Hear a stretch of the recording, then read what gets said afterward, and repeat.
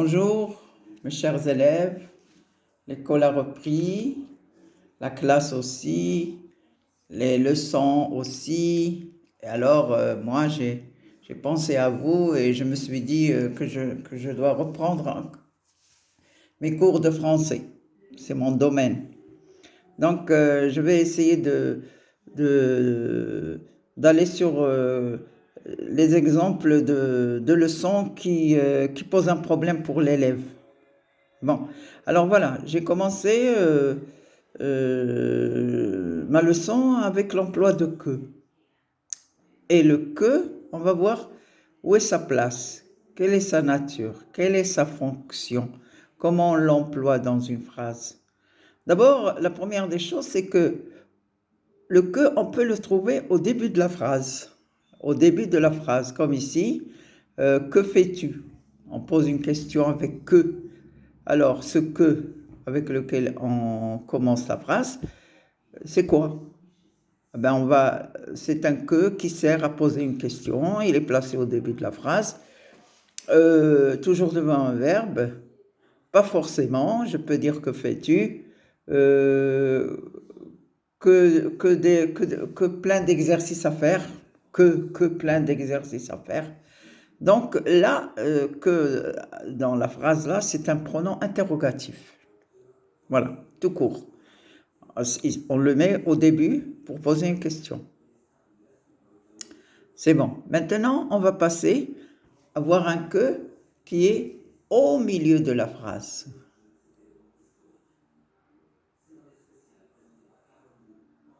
Au milieu de la phrase. Voilà.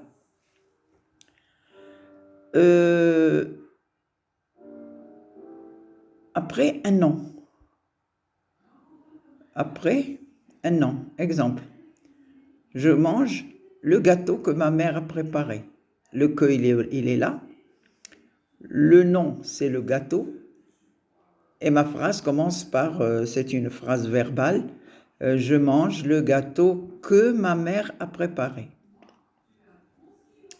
Alors on va voir ce que là qui est au milieu de la phrase et qui est précédé d'un nom. On va voir ce que, si on peut l'enlever de la phrase, et on va voir ce qu'il remplace. Parce que lorsqu'il a été mis, ça veut dire qu'il remplace un mot. Alors je retourne à la phrase initiale. On va l'appeler d'abord un pronom relatif. Un pronom relatif. Là-bas, dans la première phrase, il était un pronom interrogatif. Et là, que on va l'appeler un pronom relatif. J'explique. Que est appelé pronom relatif lorsqu'il remplace un nom. Vous allez me dire où est ce nom, puisque là vous avez écrit je mange le gâteau que ma mère a préparé. Donc là vous dites comment il remplace un nom. Alors allons-y doucement. Je vais vous montrer l'explication. Bon, excusez-moi parce que je travaille sur mon ordinateur et j'écris sur l'ordinateur directement, voilà. Que est appelé pronom relatif lorsqu'il remplace un nom? Quel nom? Je vais refaire la phrase.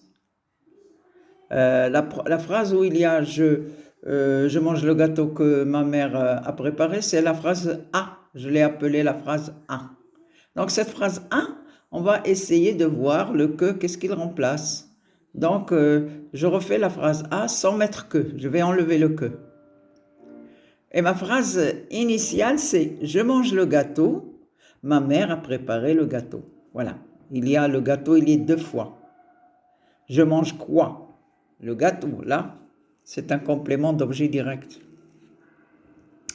Ma mère a préparé quoi? Le gâteau, complément d'objet direct. Alors, le gâteau, il est répété deux fois. Donc, je vais essayer de refaire une seule phrase et supprimer la répétition. Et quelle est cette répétition? Elle est là, dans le gâteau. Le gâteau. Donc, le gâteau, il est répété deux fois. Je vais essayer de mettre le que ici, là, d'enlever le gâteau, le deuxième gâteau, pour éviter la répétition. Et là, je vais voir ce que ça va me donner. Alors, on va dire comme ça. j'ai supprimé que en séparant les deux phrases par une virgule. Je répète le nom gâteau dans la deuxième partie de la phrase. Voilà. Et je pose la question pour trouver le nom gâteau. Je mange quoi? COD, le gâteau. Complément d'objet direct. Maman a préparé quoi? Le gâteau. Complément d'objet direct. Comme ce que j'ai dit, le gâteau, il est répété 2 fois. Et je vais essayer de supprimer la répétition du nom gâteau. Et je mets à la place de la virgule. Et je le mets à la place de la virgule. Donc, je supprime le gâteau, le deuxième gâteau qui est dans la phrase, et je supprime la virgule. Alors, une fois que j'ai supprimé la virgule, ma phrase c'est je mange le gâteau que ma mère a préparé. Donc, que remplace un nom COD. Il est appelé pronom relatif COD.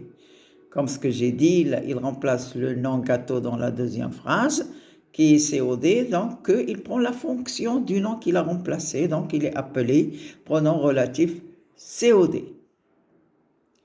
Donc, voilà. On va faire une analyse grammaticale. Je mange le gâteau. Donc, je vais découper la phrase en 2 parties. La première partie, c'est je mange le gâteau. La deuxième partie, que ma mère a préparé. On va prendre la première phrase. Je mange le gâteau. Dans la structure de la phrase, le gâteau, c'est une proposition. Je mange le gâteau, c'est une proposition principale. Que ma mère a préparé, c'est une proposition subordonnée relative, introduite par le pronom relatif que, qui a pour antécédent le nom gâteau. Cette phrase, c'est une proposition subordonnée relative. Et pourquoi on l'appelle subordonnée relative? Parce qu'elle commence par que. Voilà, que. Donc ce que, pour savoir ce qu'il remplace, il y a le nom qui est devant, c'est le gâteau. Eh bien, je sais que dans la deuxième partie de la phrase, le gâteau a été supprimé. Donc, c'est le mot gâteau qui a été remplacé par que. Donc, je sais que est précédé d'un antécédent, c'est-à-dire le mot qui est placé avant que, on l'appelle un antécédent. Voilà. Et cette phrase subordonnée relative, introduite par le pronom relatif que, qui a pour antécédent le nom gâteau, et les compléments d'objet direct. J'explique. Que veut dire antécédent? C'est le nom qui est placé avant que. Ici, c'est gâteau. Sachant que le gâteau, il a été supprimé dans la deuxième partie de la phrase et il a été remplacé par que en mettant au milieu de la phrase, en enlevant la virgule et en mettant que. Mais c'est le gâteau qui est placé devant que qui me fait comprendre que c'est aussi le gâteau qui a été supprimé dans la deuxième partie de la phrase. Je résume. Donc, il n'y a pas que, hein. Il y a 4 pronoms relatifs. Simple. Il y a qui, que, ou, dont.